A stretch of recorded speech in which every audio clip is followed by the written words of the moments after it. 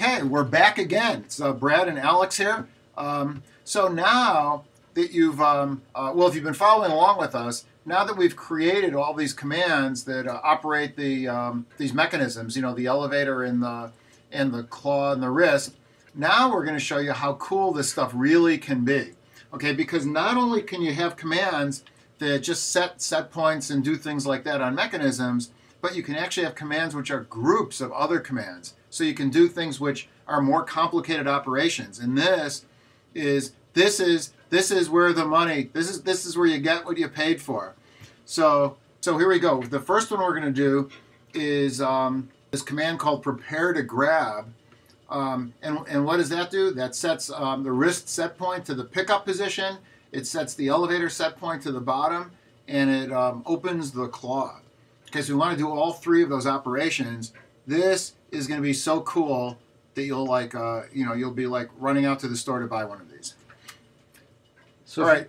So if you remember from the initial video, when it went to grab, it, as we were just saying, it put the wrist into the pickup position, it set the elevator to the bottom, and it opened the claw.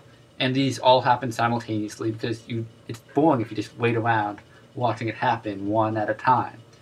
So the first thing we have is this command called add parallel.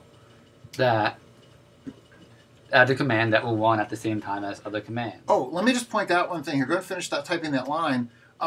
So before we were creating commands. This time, because we wanted a group of commands to run, we created a class called a command group, okay, which is what this is. And the difference between a command and a command group is instead of having all of those methods like initialize and execute and is finished and end and interrupted and all that stuff, all you have here is a constructor, and you just add all the commands that you want to have run sequentially to one after another. Now, in this case, though, like Alex said, we're doing add parallel. Okay, you can also do add sequential. We'll show you that in a minute. But by saying add parallel, what's happening is we're adding all these commands to a group, and then whenever we create a new instance of this group and it gets scheduled, and you'll see that, that's like when you press a button or do something like that, then it's going to launch all these commands at the same time.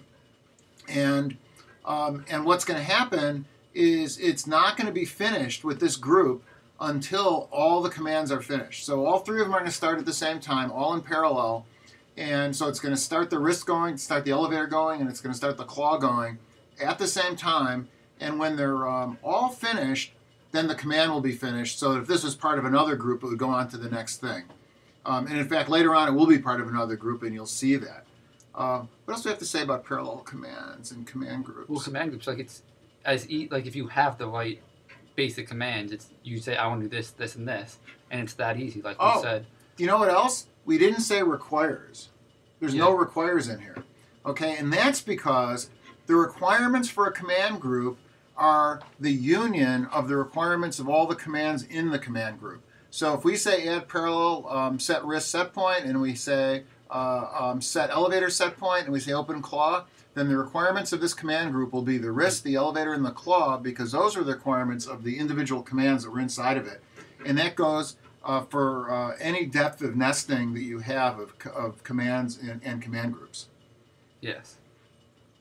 So the next command we want to write is the grab command. What does that do? The grab command closes the claw, and then after it's done closing the claw, because you don't want to preemptively like start lifting up, then the elevator goes up its toes and the wrist's toes, but only after you're done grabbing the soda can, because you don't want to like close the claw once you've gotten too high to lift the soda can.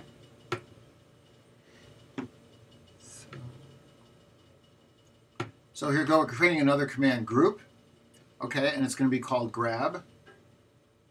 Okay, there we go. And we just get rid of all these comments here, okay, which tell you what to do.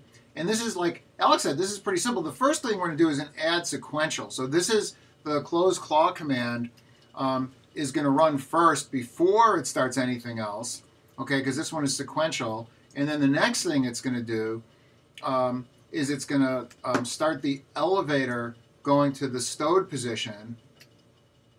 Okay, so it's just going to launch the elevator, because it's an add parallel, it's just going to get that one going.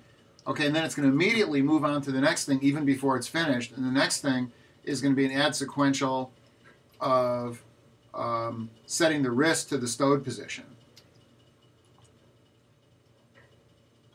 Okay, and that's it. So what happens here is it finishes the first command because it's add sequential before it starts the next one.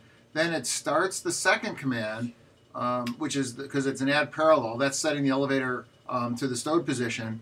And then because it's parallel, it starts that going, and then it immediately does the third thing, even before the elevator's finished going to the stowed position, which is setting the wrist to its stowed position. And that's it for grabbing. So as you can see, these command groups are really easy and just kind of flying through them. So the next one is going to place the soda. So we create another command group again.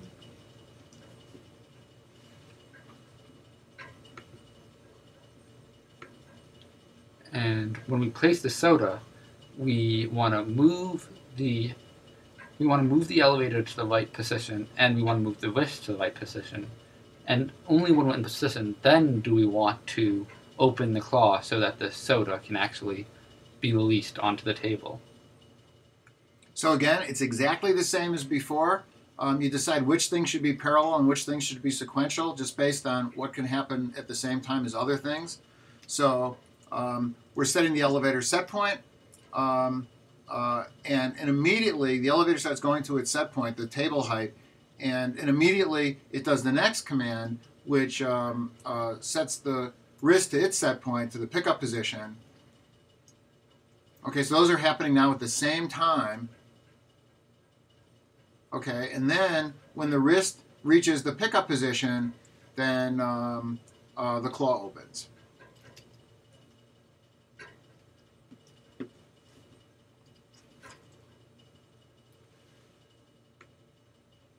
Hey, is it possible that the elevator can not make it to the table height before it opens the claw? I mean, how we've been, because we always tow it afterward. Well, when the pickup commands tows it to a known height, and that's high enough that it doesn't have to worry about hitting the table. With a different height table, you may have to just add them sequentially and wait for the elevator before you did the wrist. Okay, so in this case, we know that it can make it because we know what the heights are and everything, and we've seen that it works. So we can get these all going at the same time. In other cases, you may have to make different choices about what's sequential and what's parallel based on your robot. Okay, and then the last thing, this is the last one? This is the last one. Last one, one more command for now. And this one is stow. Okay, and what does this one do? So after you're done placing the soda, you just want to tow everything back up. So you close the claw, you set the elevator and wrist to the towed positions again, and that's about it. So close claw.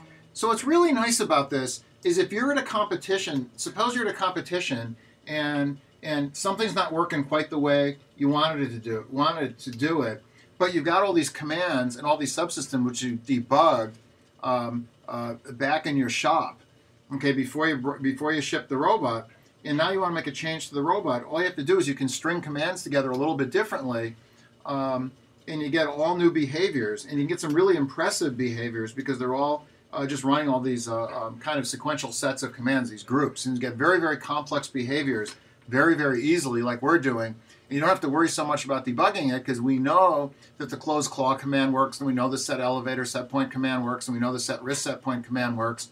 So now it's just a question of just kind of tweaking the parameters, like where the stow position is and where the wrist position is, or reorganizing the commands. So it makes it really, really easy to build very, very complex programs, just like we're doing here.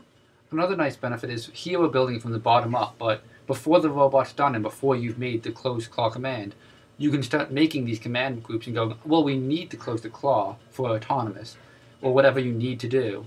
And then you can just kind of start making it from the top down, and from there you can have these command groups ready to go as soon as you finalize implementing the subsystem and the commands that go with them. That's really an important point. You know, a lot of times teams wait until they have the robot finished before they start writing code. But the nice thing here is you can just start writing all of this stuff, and even if you're not sure what the motors are and you're not sure exactly what sensors you're going to have, you probably know what the subsystems have to do, so you can at least start adding methods and don't fill in the code yet for the methods, And once you got that, then you can start writing commands. And once you got that, you can write command groups. And so you can kind of flesh out your whole program as the robot starts showing up. And you can really start, as soon as you have an idea of what the major subsystems are in the robot, you can start writing your program. So there's no reason that, like maybe in the second week or something after the kickoff, you can't be writing code. Because by then you should know what your robot is doing or have some pretty good ideas. Alright, so now that we have the command groups implemented, we can test them. So the first one is prepare to grab. So we'll press the button. Oh, that's set up. So next we test grab. So we'll go out, grab it, and pick back up. So the next one is place. So it'll set the elevator position and move the wrist. And then it will open the claw. And the last command that we're testing is tow, which closes the claw and moves the elevator and wrist to the right position. And they're all bound to buttons, so they're nice and easier to use when testing.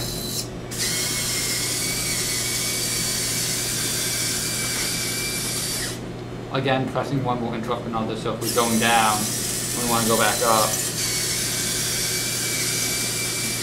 it'll interrupt it because they require the same things as the subcommand require.